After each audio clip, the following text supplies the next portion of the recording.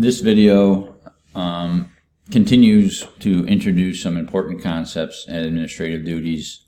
The first one on this slide is operation and maintenance program items. These have to be accounted for and should be scheduled and planned out.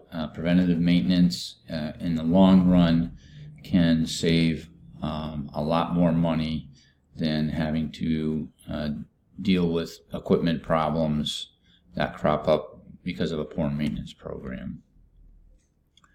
In a good plan, maintenance program will have these elements in it. And nowadays, a lot of computer programs and SCADA systems will have integral to them really good reminders and checklists that will automatically pop up, kind of like an Outlook calendar or any other Google calendar, to remind staff to perform a variety of maintenance duties. Another responsibility of someone in an administrative role would be organizing and monitoring staff. And in larger utilities, each staff person should have a complete job description that performance review can be compared against. And each member of the staff should have clear roles as to what their tasks are and who they report to.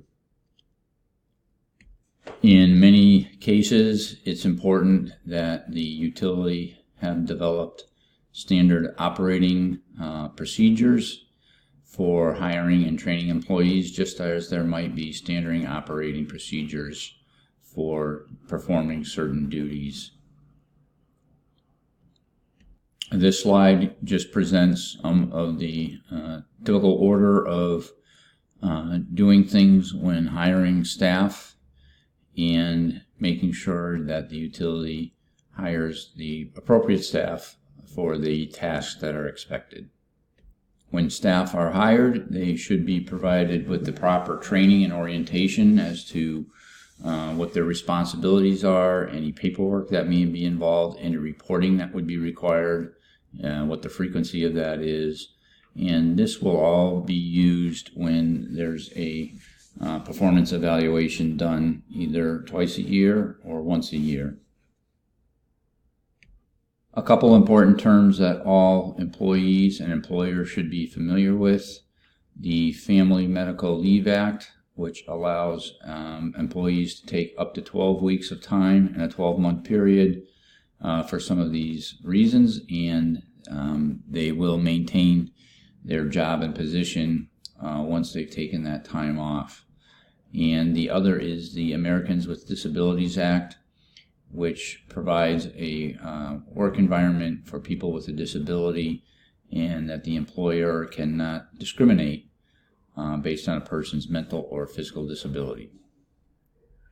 Many utility workers are members of a union, and all supervisors should be familiar with what the union contracts are and who to speak to when there's ever issues regarding union contracts, work conditions, or any work disputes will be done through the union.